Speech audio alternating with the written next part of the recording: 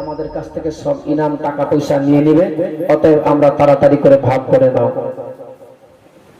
এবার ঝোলা থেকে থলি থেকে টাকাটাকে 10,000 দিনার তারা ভাগ করবে। যখন বের করছে, বের করে দেখছে একটা কোনো টাকা নাই, সব টাকাগুলো ঠিকরি পাথর হয়ে গিয়েছে। জোরে বলেন। যেমনি বেগটাকে খুলেছে, পটলাটা খুলেছে, ভাগ করবে, তারা শেয়ার নিয়ে নিবে। এজিদের দরবারে যাওয়ার আগে দেখছে খুলে একটাও টাকা নাই, সব টাকাগুলো পাথর হয়ে গেছে। আর একদিকে লেখা আছে, তোমরা মনে করো না যে তোমরা রেহাই পেয়ে যাবে, খোদা তাআলা এখন তোমাদের জন্য রশিটাকে ঢিল করে দিয়েছে। সময় যখন হয়ে যাবে এমন টান পড়বে যেটাতে তোমরা কেউ পরিত্রাণ পাবে না। আর একদিকে লেখা আছে, ইমাম হোসেন সুপথে আছে, সে জিতেছে, তোমাদের জয় নাই, ইমাম হোসেনের জয়। বলুন সুবহানাল্লাহ। তারা সেটা দেখার পরেও তারা বুঝতে পারলো না, বুঝার চেষ্টা করলো না। ইমাম হোসেন রাদিয়াল্লাহু তাআলা কে নিয়ে যাচ্ছে রাস্তায়, চলতে চলতে, মায়েরা শুনুন মা, ইমাম হোসেনের সব পরিবারকে নিয়ে যাচ্ছে। যেতে যেতে এক জায়গাতে হঠাৎ করে থমকে দাঁড়িয়ে গেল। ইমাম হোসেনের মাথা মস্তক দাঁড়িয়ে গেল। খালিদ আর কোনো মতেই ইমাম হোসেনের মাথা মস্তককে চাপতে পারছে না, উঠাতে পারছে না। জয়নাল আবেদিনকে বেধড়ক মারতে লেগেছে। এমনিতেই জয়নাল আবেদিন অসুস্থ হয়ে আছে। তখন জয়নাল আবেদিন বলছে, আব্বা, আব্বা গো, আমাকে মারছে, তুমি কি দেখতে পাচ্ছ না গো আব্বা? মাথা মস্তককে বলে, আব্বা গো, দেখতে পাচ্ছ তুমি বাবা, আমার শরীরটা চলে না গো আব্বা, তারপরে আমার প্রতি এরা এমনি করে জুলুম করে যাচ্ছে। কেন গো আব্বা, তোমার মাথা মস্তকটা তুলতে পারে না, কারণটা কি? ইমাম হোসেনের মাথা মস্তক থেকে আওয়াজ আসছে, যেটা জয়নাল আবেদিন শুনতে পাচ্ছে। বলে, ও বেটা জয়নাল, তোমার বোন যে সকিনা 7 বছরের মেয়েকে চালিয়ে ফেলে দিয়েছে পিছনে, যে সকিনা আমার সিনার মধ্যে ঘুমাতো, তাকে যদি আমি বুকে মানি তাহলে আমার ঘুম হবে না। সেই আমার বেটি সকিনাকে ফেলে দিয়েছে পিছন দিকে। আমার সকিনাকে যতক্ষণ পর্যন্ত না নেওয়া হয়েছে আমি হোসেন এখান থেকে যাব না। যেমনি এই কথা বলেছে, বলার সঙ্গে সঙ্গে এবার জয়নাল আবেদিন বলে, ও ফুফু জান, সকিনা কোথায় রয়ে আছে? এবার সকিনার আওয়াজ যেমনি শুনেছে, সকিনার নাম যেমনি উচ্চারণ করেছে, এবার জয়নাব সবাকে নাম ধরে ধরে ডাকছে। সবার নামের জবাব পাওয়া গেল, কিন্তু ওই সকিনার কোনো জবাব পাওয়া গেল না। জয়নাব বলছে, তোমরা আগাও, আমি ততক্ষণ পর্যন্ত আগে বাড়বো না যতক্ষণ পর্যন্ত সকিনাকে না নিয়েছি।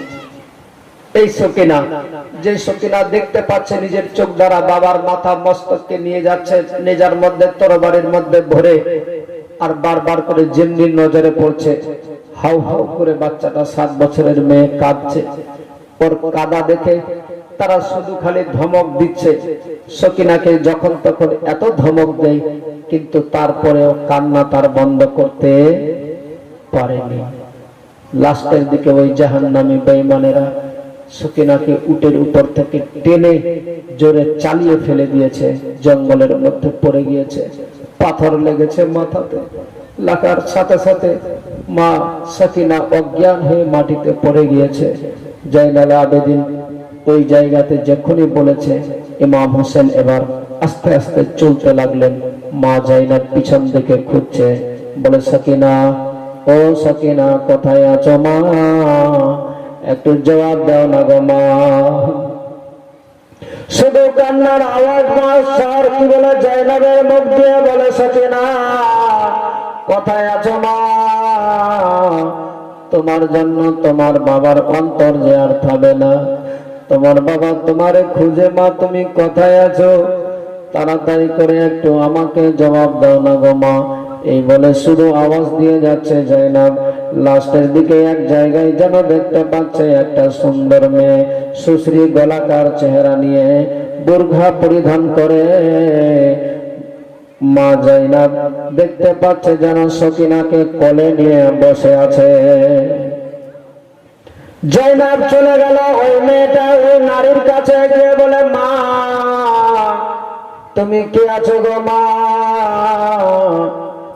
তুমি কি জন্য এই জায়গায় এসেছো মা? আজকে আমার এই মেয়েটাকে তুমি যে আজকে সান্ত্বনা দিচ্ছ, কোলে নিয়ে সাহারা দিয়েছ মা, এর বদলা আমি তো এই জায়গায় দিতে পারবো না গো মা। তবে বলো মা, তুমি কি বলতে চাচ্ছ? তুমি কি আমার কাছে চাও? আমি তোমার জন্য শুধু দোয়া করে দিব। ওই 7 বছরের সকিনাকে কোলে করে নিয়ে বোরকা পরিধান করে একটা নারী শুধু বসে আছে। মা জাইনাব যেন দেখছে, শুনতে পাচ্ছে, ওই সকিনা সব বিড়বিড় করে কথাগুলো বলছে কারবালার।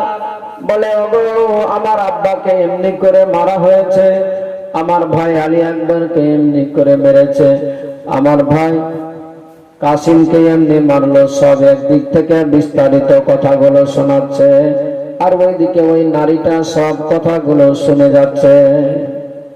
জাইনাব দাঁড়িয়ে গিয়ে বলে, মা তুমি কত ভালো গো মা, আজকে এই মুসিবতের মুহূর্তে আমাদেরকে কেউ আশ্রয় দিল না, আমাদেরকে কেউ একটু পানীয় দিল না, একটু খিজুরও কেউ খেতে দিল না।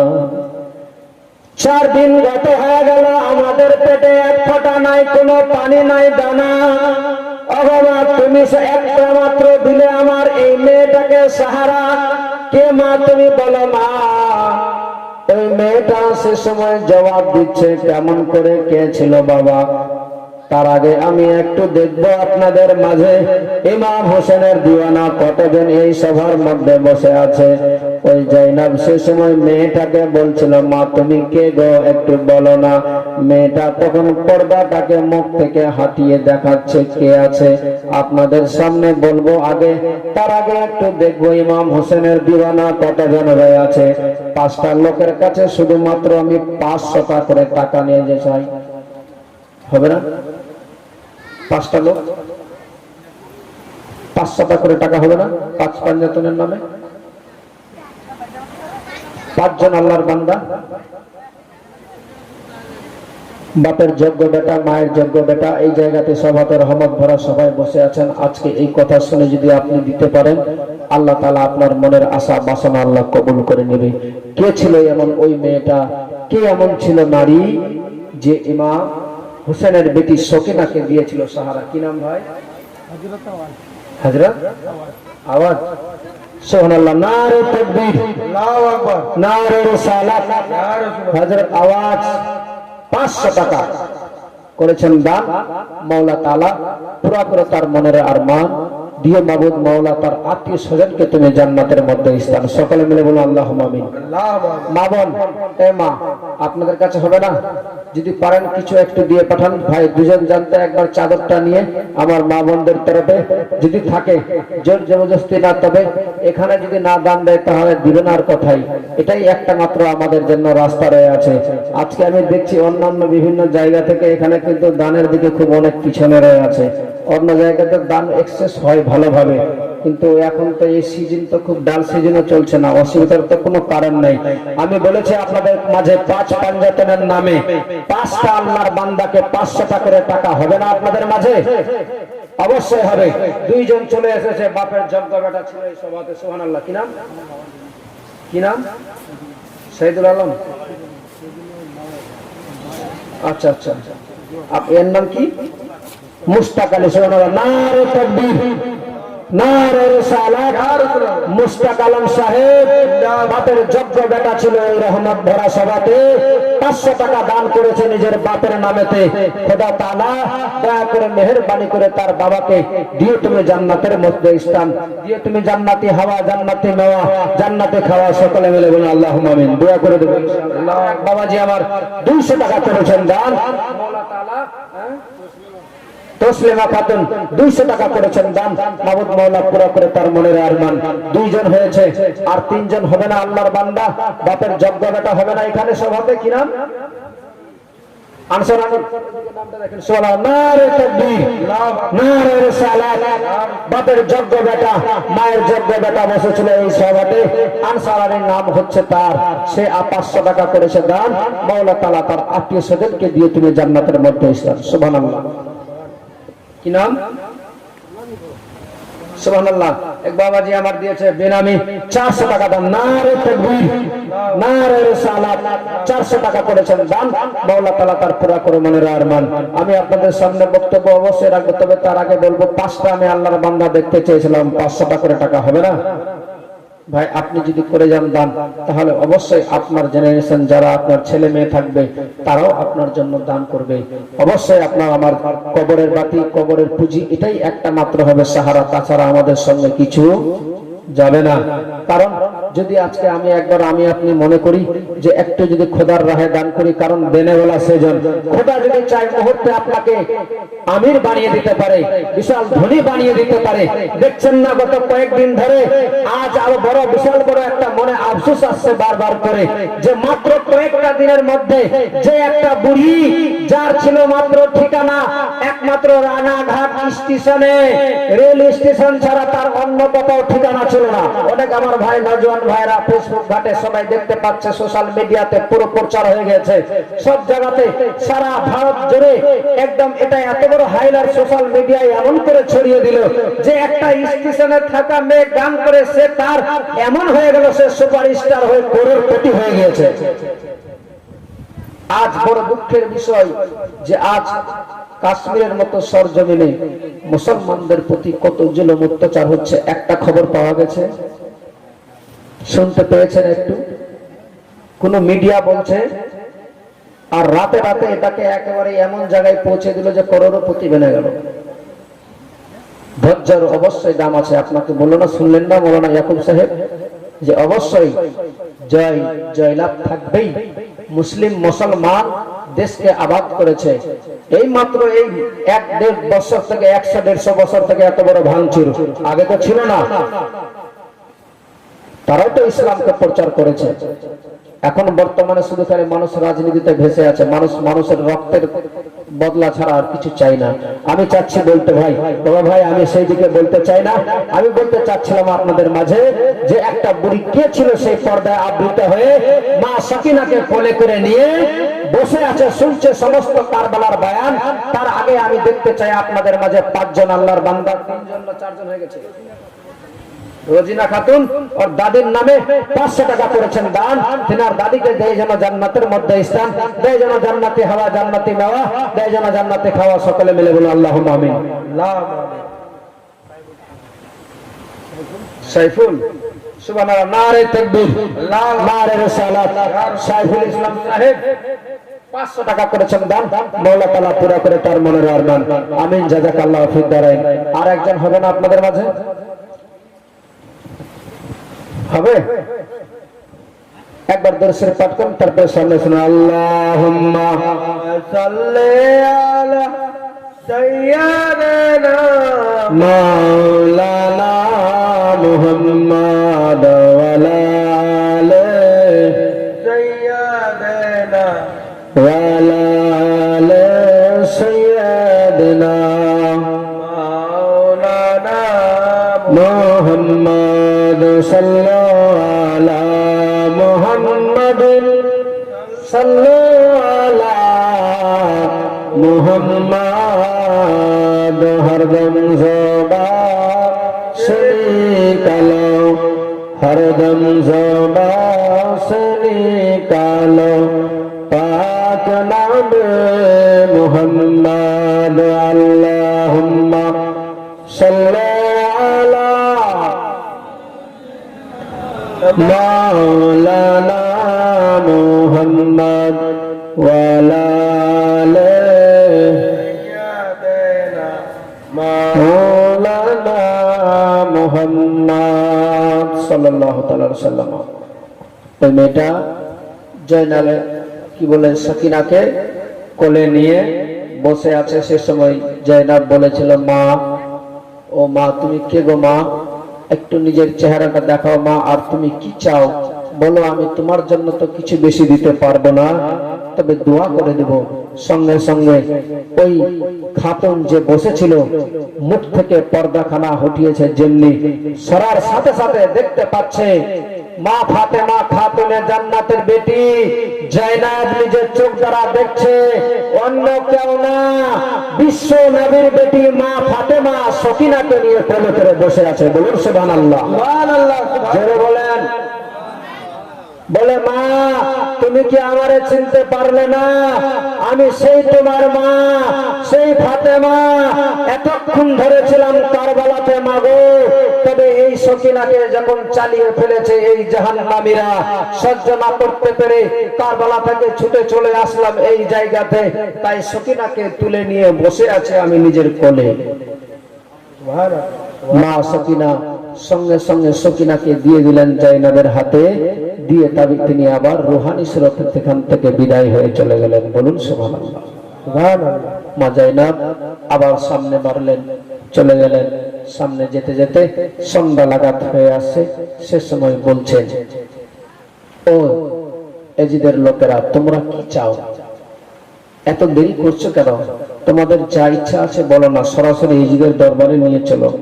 বলে, না, এজিদের দরবারে নিয়ে যাওয়া হবে না, এজিদের তরফ থেকে হুকুম, পারমিশন হয়েছে, তোমাদেরকে এখন বাইরেই রাখা হবে, এজিদের হুকুম হবে যখন তখন ভিতরে নিয়ে যাব। এজিদ পারমিশন দিয়ে দিয়েছে যে তোমরা সবাই নতুন নতুন পোশাক পরো। আলে নবী, নবী খানদানকে, নবী পরিবারদেরকে যখন এই দানেশকে ঢোকা হবে, এজিদের দরবারে নিয়ে আসা হবে, সে সময় তোমরা লাঞ্ছনা গঞ্জনা দিবে, পাথর চালাবে, গরম পানি ফেলবে, তাদের প্রতি অত্যাচার করবে, জ্বালা যন্ত্রণা দিবে। এটা ছিল এজিদের শুধু একটা মাত্র ছলনা বাহানা। কিন্তু বেরাদার বাবা ভাই, সেও তো পরিত্রাণ পাবে না। শুনুন না, দেখুন কি হচ্ছে। ইমাম হোসেন রাদিয়াল্লাহু তাআলা আনহুর সপরিবারদেরকে নিয়ে যাচ্ছে। রাস্তায় চলতে চলতে সন্ধ্যার টাইমে যারাই শুনতে পাচ্ছে যে সপরিবার একটা কাফেলা রয়ে আছে, মুসাফির রয়ে আছে, তখন মানুষ শুধু তাকিয়ে দেখে, কিন্তু কেউ সাহারা দেওয়ার মতো ছিল না। কিতাবের মধ্যে আছে মা সকিনার এমন অবস্থা দাঁড়িয়ে গিয়েছিল, একটা কাপড় পরে আছে, যেই কাপড়টা কান্না করে রক্ত এত লেগেছে, সারা শরীরের মধ্যে, শরীরের সঙ্গে জমাট লেগে গিয়েছে। শাহরবানুর শরীরের মধ্যে যে কাপড় ছিল, সেই কাপড়টাও ফেটে গিয়েছে, ছিঁড়ে গিয়েছে। তাদের একটা দেহের মধ্যে ভালো কাপড় নাই, একটা কোনো খাবার নাই, কিছু নাই। সেই সময়, সেই বিপদের টাইমে কাফেলাকে যখন নিয়ে যাওয়া হচ্ছে, এবার যেতে যেতে যেন দেখছে একটা মেয়ে ছাদের উপর থেকে একটা ছোট্ট মানুষের দ্বারা খবর জিজ্ঞেস করতে লাগলো, যার বাড়ি ছিল হাবশি দেশে। হাবশি দেশের মানুষ সবাই বড় উঁচু লম্বা হয়, কিন্তু একটা নাটা ধরনের লোক আসলো ওই বুড়িটার কাছে, তাকে জিজ্ঞেস করতে লাগলো, বলে, বলো বাবা, এরা কারা আছে? বলে, এরা কাফেলা বাগের আলে নবীর ফুল আছে। বুড়িটা এমনি একটু শুনতে কম পেত, সে সময় দেখতে পাচ্ছে, হাই সর্বনাশ, এই মেয়েদেরকে দেখতে তো খুব অতি সুন্দর লাগে, তাদের চেহারা এত সুন্দর আছে, দেখে তার মায়া চলে আসলো, দয়া চলে আসলো গো। ও মায়েরা, ওই বুড়িটা সঙ্গে সঙ্গে ঘর থেকে একটা পটলা কাপড় নিয়ে চলে আসলো, আর কিছু খাবার খিজুর দিয়েছে। দেওয়ার পরে একজনের হাত দিয়ে পাঠালো নবী পরিবারের কাছে। যখন দেখছিল খাবারগুলো দিচ্ছিল, তখন নিজের চোখ দ্বারা জয়নাব দেখতে পেল যে একটা বুড়ি দিয়ে পাঠিয়েছে। ওই জয়নাব হাতের ইশারা করে বলে, মা, ওগো মা, একটু তুমি আসবে এখানে। ওই বুড়িটা লাঠির সাহারা নিয়ে চলে আসলেন জয়নাবের কাছে, বলে, ওগো মা, আমরা কারবালা থেকে চলে আসলাম এজিদের দরবারে, এতক্ষণ পর্যন্ত কেউ আমাদেরকে সাহারা দিল না, কেউ এক ফোঁটা আমাদেরকে একদম পানি দিল না, একটা কেউ দানা দিল না গো মা। তুমি এখন এই মুহূর্তে আমাদেরকে খাবার দিচ্ছ কেন, কি মনে করে? জাকাতের মাল? বুড়িটা সে সময় বলেছিল, না গো আমি সে মনে করে দিনি, আমার বাড়ির ভালো খাবার ছিল, নিজের পেট থেকে যেটা নিজে আমি খাবার খাই সেই অংশ থেকে কেটে তোমাদেরকে দিয়েছি। কেন তুমি কি মনে ভেবেছ, কি উদ্দেশ্যে করে দিলে গো? ওই সময় বুড়িটা বলেছিল, যার নাম ছিল ফিজ্জা, কি নাম? ফিজ্জা নামে ওই মেয়েটা, বুড়িটা তখন বলেছিল, গো মা আজকে আমি এই জন্যই মুসাফিরদেরকে খাবার দিচ্ছি, কারণ আমার বাড়ি ছিল হাবশি দেশে, কিন্তু আমি থাকছিলাম সোনার মদিনাতে। আমি যখন সোনার মদিনাতে ছিলাম, আমি ছিলাম মা ফাতেমার খাদেমা, আমি মা ফাতেমার খাদিম হিসাবে ছিলাম। মা ফাতেমা যখন দুনিয়া থেকে বিদায় নিয়ে যাচ্ছিল, সে সময় আমি বলেছিলাম, ওগো ফাতেমা, ও নবীর বেটি ফাতেমা, তুমি চলে যাচ্ছ আমাদের কাছ থেকে, মদিনা থেকে দুনিয়া ছেড়ে বিদায় হয়ে চলে যাচ্ছ, তবে একটা আমাকে কিছু ওসিয়ত করে যাও, যে ওসিয়তটা আমার কাজে লাগবে, আমি পালন করতে পারি। ওই সময় মা ফাতেমা খাতুনে জান্নাত বলেছিলেন, ও ফিজ্জা রে, আমি যখন চলে যাব এই জায়গা থেকে, তবে তোমাকে একটা কথা বলে যাচ্ছি, আমি যখন কোনোদিন দেখতে পারবে মুসাফির তুমি, সেই দিনে মুসাফিরদেরকে তুমি একটু খাবার দিবে। সেই হুকুমটুকু আজকে আমি পালন করছি। নবীর বেটি মা ফাতেমা বলেছিল আমাকে, যে তুমি কোনোদিন যদি মুসাফির দেখতে পাবে তাহলে তাদেরকে খাবার দিবে। আজকে আমি তোমাদেরকে দেখে আমার দিলে মায়া চলে আসলো, দয়া চলে আসলো, দেখে সহ্য না করতে পেরে তোমাদের কাপড়গুলো ফেটে গিয়েছে, তোমাদের কাপড় ছিঁড়ে গিয়েছে, যার ফলে আমি কাপড় এনে দিয়েছি তোমাদেরকে, যার কারণে আমি খাবার দিয়েছি তোমাদেরকে। বলে, ওগো মা, আজকে আমার কাছে তো কোনো পুঁজি নাই কিছু দেওয়ার মতো, তবে মা বলো তুমি তোমার জন্য কি করতে পারি আমি? ওই জয়নালে আবেদিন দাঁড়িয়েছিল, সপরিবার মিলে সবাই আছে। জয়নাব বলছে, ওগো মা, তোমার জন্য কি করতে পারি গো মা, বলে দাও না গো। বলে, ওগো মা, আমার কিছু দরকার নাই, তবে একটা কথা বলবো তোমাকে, একটু আমার জন্য দোয়া করে দাও। যখন আমি মা ফাতেমার বাড়িতে মদিনাতে ছিলাম, মা ফাতেমা বিদায় হয়ে চলে যাওয়ার সাথে সাথে আমিও চলে আসলাম মদিনা ছেড়ে দামেস্কে। সেই দিনে আমি যখন ফাতেমার বাড়িতে ছিলাম, তখন দেখতে পেয়েছিলাম ছোট্ট ছোট্ট ছিল বাচ্চা মা ফাতেমার তিনটা, যার মধ্যে থেকে একজন হাসান ছিল আর একজন হোসেন ছিল। মা ফাতেমার দুটি সন্তান ছিল, তারা দেখতে অতি সুন্দর ছিল। তাদেরকে আমি বড় লালন পালন করেছি, বড় বুকে লাগিয়েছি, আদর যত্ন করেছি, এখন পর্যন্ত তাদেরকে আমি দেখতে পেলাম না গো। একটু আমার জন্য দোয়া করে দাও। আলে নবী নবী পরিবারকে, হাসান হোসেনকে যেন আমি একটু দেখতে পাই। একটা বাচ্চা কত টাকা আছে? 100 টাকা করেছে দান, আরো এক বাবাজি দিয়েছে কিছু দান। আল্লাহ তাআলা যেন পুরা করে মনে আরমান। বলুন আল্লাহ। বলে, মা একটু আমার জন্য দোয়া করে দাও না মা। ওই ছোট্ট ছোট্ট হাসান হোসেনকে আমি কোলে করে তাদেরকে মানুষ করেছিলাম। যখন ফাতেমার বাড়ি ছিলাম তখন বড় আমি আদর যত্ন করতাম তাদেরকে। বড় কয়েকদিন হয়ে গেল, এখন পর্যন্ত আমি সোনার মদিনায় যেতে পাইনি। একটু দোয়া করে দাও আমার জন্য, যেন তাদেরকে আমি দেখতে পাই। আর একটা আমার আবেদন আছে, ফাতেমার মেয়ে যার নাম ছিল জয়নাব, যে জয়নাবকে এখন পর্যন্ত দেখতে পাইনি, একটু দোয়া করে দাও না তুমি, যেন আমার সঙ্গে দেখা হয়, আমি যেন দেখতে পাই।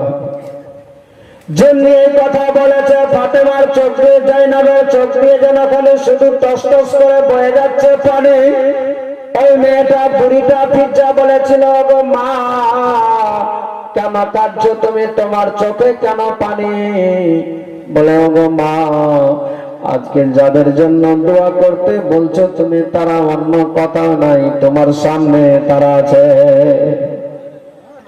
যে হোসেনের কথা বলছো, যে হোসেনকে শিশু অবস্থায় দেখেছিলে, বুকে লাগিয়েছিলে, যাকে তুমি আদর যত্ন করেছিলে মা, যার জন্য আজকে দোয়া করে দিতে বলছো, সে কোনো অন্য কথাও নাই। দেখো না, তরবারির মধ্যে নবীর উম্মতিরা তারা আজকে ভরে নিয়ে চলে এসেছে, তোমার সামনে আছে। ও মা, তুমি আমার মায়ের খাদেমা হিসাবে ছিলে, যে জাইনাবকে দেখতে চাচ্ছ, সে জাইনাব অন্য কোথাও নাই গো, তোমার সামনে সে জাইনাব দাঁড়িয়ে আছে। ও মা, আজকে আমাদের সঙ্গে কেউ সাহারা দেওয়ার মতো থাকলো না, আমরা বড় একা হয়ে গিয়েছি। জাইনাব এই কথাগুলো শুধু বলে আর চোখ দিয়ে টস টস করে পানি বয়ে যাচ্ছে। বলে ওগো মা, আজকে আমার কাছে আর দোয়ার কোনো প্রয়োজন নাই, দোয়া করতে লাগবে না। যাদেরকে তুমি দেখতে চাচ্ছ দেখে নাও নিজে আজকে মন ভরে। এই ইমাম হোসেনের মাথা আছে, এই জাইনাব আমি আছি, আজকে আমার প্রতি সব দায়িত্ব পড়ে গিয়েছে। আমাকে কারবালা থেকে দিয়ে এখন পর্যন্ত আসতে হয়েছে ইয়াজিদের দরবারে। এখন কতদিন থাকবো আল্লাহ ভালো জানে, আমাদের জন্য আর কোনো অন্য সাহারা না হয়। চলে আসলেন নিয়ে, লাস্টে সরাসরি ইয়াজিদের দরবারে গিয়ে পৌঁছাই। ইয়াজিদের দরবারে যেতে গিয়েছে, এবার ইয়াজিদ তখন ডাক দিয়ে বলছে, ওবাইদুল্লাহ ইবনে জিয়াদও আছে, ইয়াজিদও আছে, সবাই আছে, আওয়াজ দিচ্ছে, বলে নবী পরিবারের মেয়েদেরকে নিয়ে আসা হোক দরবারে। ওই ফিজ্জা নামে মেয়েটা বলেছিল, তোমার কি কোনো লজ্জা শরম বলে কিছু নাই? যাদের জন্য কুলকায়নাত সৃষ্টি হয়েছে, সেই নারীদেরকে তুমি এই দরবারে দাঁড় করতে চাচ্ছ, এটা কি করে সম্ভবপর হবে? খবরদার, যা বলেছো আর তুমি এই কথা বলবে না। সে সময় ইয়াজিদ রেগে বলছে, এই মেয়েটাকে, বুড়িটাকে, এত বড় এর আস্পর্ধা, আমার দরবারে এই ধরনের কথা বলবে? যাও, তাকে উচিত শিক্ষা শাস্তি দিয়ে দাও। যেমনি এই কথাটুকু শুধু বলেছে, বলার সাথে সাথে হাবশি দেশের কিছু মানুষ ছিল, তারা বলছে, মা তুমি চিন্তা করবে না, আমরা আছি। তরবারি সে সময় বের করে বলছে, খবরদার, এই ফিজ্জার প্রতি যারা আঙুল তুলবে তারা আঙুল রাখবো না, হাত কেটে দুখণ্ডিত করে দেব। তোমরা মনে করো না ফিজ্জার কেউ নাই, আমাদের মা হাবশির মা।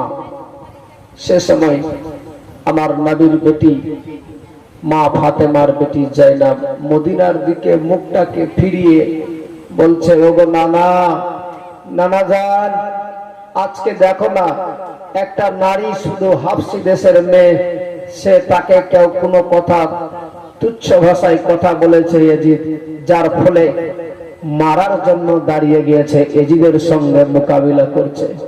নানা, তোমার জন্য সমস্ত কিছু তৈরি, আজ তোমার খানদানের, তোমার পরিবারের প্রতি এত জুলুম অত্যাচার হচ্ছে, কেউ তোমার ফ্যামিলির তরফ থেকে বলার মতো কেউ আর আজকে পাওয়া যাচ্ছে না। নানা, তুমি সাক্ষী থেকে যাও। সে সময় জয়নালে আবেদিনকে দাঁড় করা হয়েছে। জয়নাল আবেদিন বলছে, আমি বলেছিলাম না? ইয়াজিদ বলছে, আমার তো আগেই বলা ছিল যে তোমাদের রিহাই হবে না। শুধু তাই নয়, ইমাম হোসেনের মাথা মস্তকটাকে টেবিলের মধ্যে রেখে ওই ইয়াজিদ নিজের ছুরি দিয়ে, লাঠি দিয়ে মুখটাতে আঘাত করছে আর বলে, হোসেন, আজকে সেই উহুদের যুদ্ধের বদলা, আজকে যদি আমার পরদাদা থাকতো তাহলে আমি বলতে পারতাম যে সেই যুদ্ধের বদলা নিয়ে নিলাম। হোসেন, তুমি কি ভাবছো যে তুমি বলছিলে, আজকে দেখলে তোমার পরিণাম কি করলাম আমি? যেমনি এই রাজদরবারে আওয়াজটুকু দিয়েছে, খোদার হুকুমে ইমাম হোসেনের মাথা মস্তক থেকে আওয়াজ আসছে, বলে যে তুমি মনে করো না যে তোমার জয় আছে, শুধু মাথা মস্তক থেকে নয়, ইয়াজিদের দরবারে প্রতিটা কোণা থেকে আওয়াজ আসছে, হোসেন পরাজয় নয়, হোসেন জয় হয়েছে, এজিদের পরাজয় আছে। এজিদ হেরে গিয়েছে। সে সময় জয়নাল আবেদিনকে ডাকা হলো। জয়নাল আবেদিনকে কথা বলছে। সে সময় জয়নাল আবেদিনের কথা শুধু বের হচ্ছে মুখ দিয়ে, এজিদ কোনো কথা বলতে দিবে না। এজিদ শুধু বলছে, জয়নাল আবেদিন বলছে আমি কিছু বলতে চাই তোমাদের মাঝে, আমাকে বলতে দিবে না। তার মধ্য থেকে কিছু লোক বলেছিল সে আর কি বলবে, এমনিতেই তো অসুস্থ হয়ে আছে, দাও না বলতে তাকে। জয়নাল আবেদিন দাঁড়িয়ে এজিদের দরবারে বলছে যে আজ তোমরা যাকে মেরেছ তোমরা কি ভাবছো ভালো করেছো? ইমাম হোসেনের প্রতিটা ইমাম হোসেনের ছেলে জয়নাল আবেদিনের মুখ দিয়ে যখন কথা বের হচ্ছে, প্রতিটা বাক্য শুনে, কথা শুনে প্রতিটা লোকের চোখ দিয়ে টস টস করে পানি বয়ে যাচ্ছে। সে সময় এজিদ দেখছে হাই সর্বনাশ, এখনই তো এই আমার দরবারে তাহালকা মেচে যাবে, ইমাম হোসেনের তরফ থেকে লোক অনেক দাঁড়িয়ে যাবে, আমার অসুবিধা হবে। যার ফলে জয়নাল আবেদিনের বক্তব্যকে বন্ধ করার রাস্তা কেউ আর খুঁজে পাচ্ছে না। সে সময় এজিদ বলছে তাড়াতাড়ি করে, দেরি করা যাবে না, আজান দিয়ে দাও। যখনই আজান দিয়েছে তারা মনে করেছিল যে আজান দিতে গেলে জয়নাল আবেদিন বন্ধ হয়ে যাবে, কথা আর বলবে না, ক্ষান্ত হয়ে যাবে। সে সময় কিন্তু দেখুন খোদার হুকুমে জয়নাল আবেদিন বলছে, ও এজিদ শোনো, আজ যে নাম নেওয়া হচ্ছে নবী মুস্তাফা মুহাম্মদুর রাসূলুল্লাহ।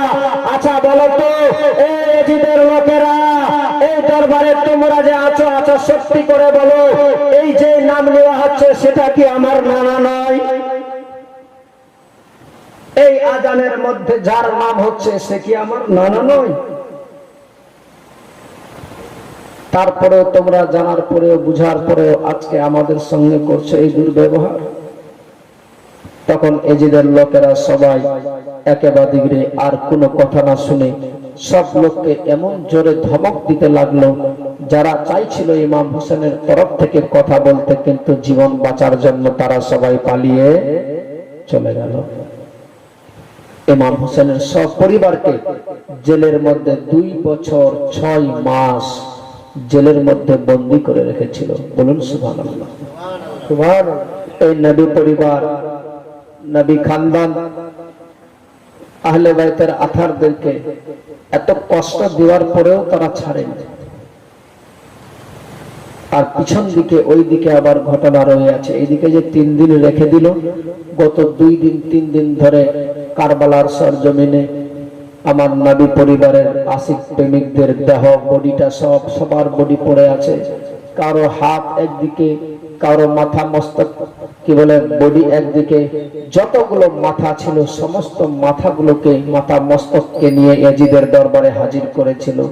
শেষ মুহূর্তে যখন বিপদের কথা শুনতে পেল অন্য অন্য জায়গা থেকে এসে লোকেরা, তখন